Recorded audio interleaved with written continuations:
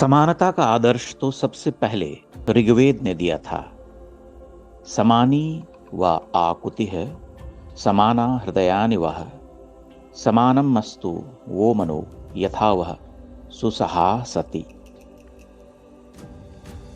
हमारा उद्देश्य समान हो, हमारी भावनाएं समान हो, हमारे विचार और मन समान हो, जैसे सब कुछ इस विश्व में एकता में है।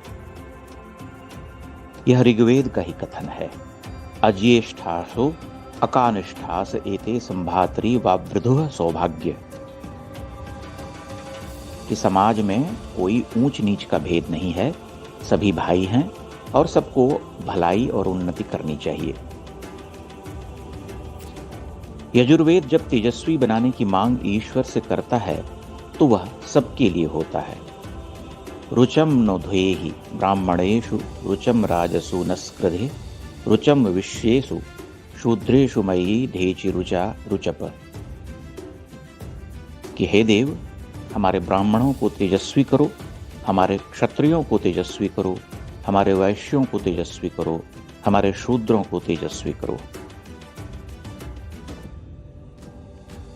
यजुर्वेद में कहा गया है कि यथे माम वाचम कल्याणीम मावदानी जनेभ्यः ब्रह्मराजन्याभ्याम शूद्राय चार्याय च स्वाय चारणाय च, कि परमात्मा ने ब्राह्मण, क्षत्रिय, वैश्य, शूद्र, अपने भृत्य व स्त्री आदि के लिए भी वेदों का प्रकाश व उपदेश किया है। अथर्ववेद के पहले से यह अवधारणा ब्राह्मण धर्म में चली आती रही है। अथर्ववेद के ऋषि को तो गर्व ही इस बात का था कि असंबाध प्रध्यतो मानवानाम यस्था उद्धतः प्रवतः समम बहु, अर्थात हमारी मातृभूमि में रहने वालों में ऊंच नीच की असमानता नहीं, समता बहुत है। मनुस्मृति कह चुकी थी कि अंत्यादपि परम धर्मम, कि अंत्यज से भी परम धर्म को प्राप्त करना चाहिए। अभी जब समान नागरिक संहिता की बात आई तो लोगों ने कहा कि मनुस्मृति को स्थापित किया जा रहा है। इसका अर्थ ही था कि हार्ट ऑफ हार्ट्स में वे भी मानते हैं कि मनुस्मृति समानता की पक्षधर है। वाल्मीकि ने भी कुलीनता का एक ही पैमाना माना था, चरित्र। अयोध्या कांड में कहा गया है, कुलीनम कुलीनम वा वीरम पुरुषा मानिन्यम चरित्रम एव व्याख्यात शुचिम वा यदि वा शुचिम, कि मनुष्य के चरित्र से ही ज्ञात होता है कि वह कुलीन है या अकुलीन, वीर है या दंभी, पवित्र है या अपवित्र। यह बात वेद व्यास के समय में भी चली आई थी, जब महाभारत के वन पर्व में कहा गया था कि शृणु यक्ष कुलम तात न स्वाध्यायो न च श्रुतम कारणम ही द्विजत्वे चेवृत्तम एव न संशयः। हे तात यक्ष, सुनो, ब्राह्मणत्व में न तो कुल कारण है, न स्वाध्याय और न शास्त्र श्रवण। ब्राह्मणत्व का हेतु आचार ही है, इसमें संशय नहीं है। कुल पर ऐसी ही टिप्पणी उद्योग पर्व में भी वेद व्यास करते हैं। न कुलम वृत्तहीनस्य प्रमाणम मिति मे मतिः अंतेष्वपि ही जातानां वृत्तम एव विशिष्यते। मेरा ऐसा विचार है कि सदाचार से ही हीन मनुष्य केवल ऊंचा कुल मान्य नहीं हो सकता, क्योंकि नीच कुल में उत्पन्न मनुष्य का भी सदाचार ही श्रेष्ठ माना जाता है। बल्लभदेव कृत सुभाषितावली में भी यह कहा गया था कि अकुलीनः कुलीनश्च मर्यादाम यो न लंघयेत धर्मापेक्षी मृदुदंतिसः कुलीनः क्षतैर्वरः। अकुलीन हो या कुलीन, जो मर्यादा का उल्लंघन नहीं करता, धर्म में तत्पर रहता है, मृदु है, जितेंद्रिय है, वह सैकड़ों कुलीनों से बढ़कर है।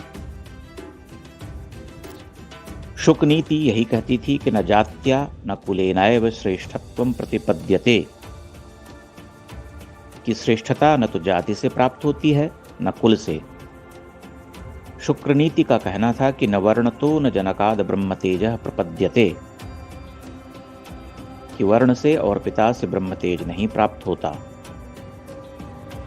शुक्र नीति यह स्पष्ट उद्घोष करती थी, न जात्या ब्राह्मणाश्चात्र क्षत्रियो वैश्य एव न शूद्रो न च वैम्लेच्छो भेदिता गुणकर्मभिः। कि इस संसार में जन्म से न तो कोई ब्राह्मण ही होता है और न क्षत्रिय, वैश्य, शूद्र या म्लेच्छ। गुणों व कर्मों से ही भेद होता है। क्षेमेंद्र ने कहा था कि गुणाधीनम कुलम ज्ञात्वा गुणवत्कुत जातोपि निर्गुणः केन पूज्यते दोग्ध्रिकुलोद्भवा धनुर्वंध्या कस्यो उपयुज्यते। गुणवान कुल में उत्पन्न होकर भी यदि कोई स्वयं गुणहीन है तो वह पूजा का पात्र नहीं हो सकता। जैसे दुधारू गाय के उत्पन्न होने पर भी यदि गोवंध्या है तो उसका उपयोग कौन करेगा। तत्कालीन संस्कृति शास्त्रज्ञ स्पष्ट लिख रहे थे कि गुणाः सर्वत्र पूज्यन्ते पितृवंशो निरर्थकः वासुदेव नामस्यन्ति वसुदेवं न मानवाः। कि गुण सर्वत्र पूजे जाते हैं, पिता का वंश निरर्थक है। मनुष्य वासुदेव को नमस्कार करते हैं, वसुदेव को नहीं। भर्तृहरि कह रहे थे, सत्यम चंतपसा चकिम, यदि सत्य है तो तपस्या की क्या आवश्यकता है। नारायण पंडित ने कहा था, यस्य कस्य प्रसूतोपि गुणवान पूज्यते नरः। किसी से भी उत्पन्न गुणवान मनुष्य पूजा जाता है।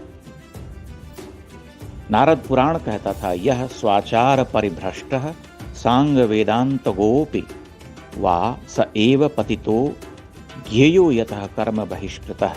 जो छह अंगों सहित वेदों उपनिषदों का ज्ञाता होकर भी आचार से गिरा हुआ है, उसे पतित ही समझा जाना चाहिए, क्योंकि वह कर्म भ्रष्ट है। हितोपदेश में वर्णन है, जाति मात्रेण किम कश्चित धन्यते पूज्यते क्वचित व्यवहारम परिज्ञाय वध्यः पूजयोथ अवा भवेत। कि क्या कोई जाति मात्र से मार डाला या पूजा जाता है। समझदार व्यक्ति को चाहिए कि पहले उसका व्यवहार समझे, तब मारे या उसकी पूजा करे। शूद्रक तब मृच्छकटिकम में लिख चुके थे कि किम कुलेनो उपादिष्टेन शीलम एवात्र कारणम। कुल की प्रशंसा करने से क्या, इस लोक में शील ही महानता का कारण है। कुलीन उसे माना जाता था जो विकटतम परिस्थितियों में भी नीच काम नहीं करता। वनेपि सिंहाः मृगमांस भक्षणो का बुभुक्षिता नैव तृणं चरन्ति एव कुलीना व्यसनाभिभूता न नीच कर्माणि समाचरन्ति। यह सही है कि बहुत सी स्मृतियों में शूद्रों के विरुद्ध अनर्गल बातें भी हैं, और यह भी सही है कि उसका कुछ लोगों ने बेजा फायदा अपने लिए उठाने की कोशिश की होगी। लेकिन उनके होने से अधिकतम यही सिद्ध होता है कि इस मामले में मुंडे मुंडे मतिर्भिन्ना की स्थिति रही है। आज भी बहुत से सिरफिरे एक दूसरे के समुदाय के बारे में बहुत ही संकीर्ण और उग्र प्रतिक्रियाएं देते रहते हैं। पेरियार जैसों की आज भी कई पुस्तकें आती रहती हैं जो जातीय घृणा पर ही आधारित होती हैं, लेकिन क्या वे संपूर्ण तमिल या द्रविड़ समुदाय का प्रतिनिधित्व करती हैं? क्या उनके आधार पर एक पूरे ब्रैकेट की सुनियोजित गणना की जा सकती है? और कृतज्ञता की हद कहाँ है उनकी जो सनातन के द्वारा विश्व को सर्वप्रथम दिए गए समानता के आदर्श का उल्लेख तक करने में कतराते हैं?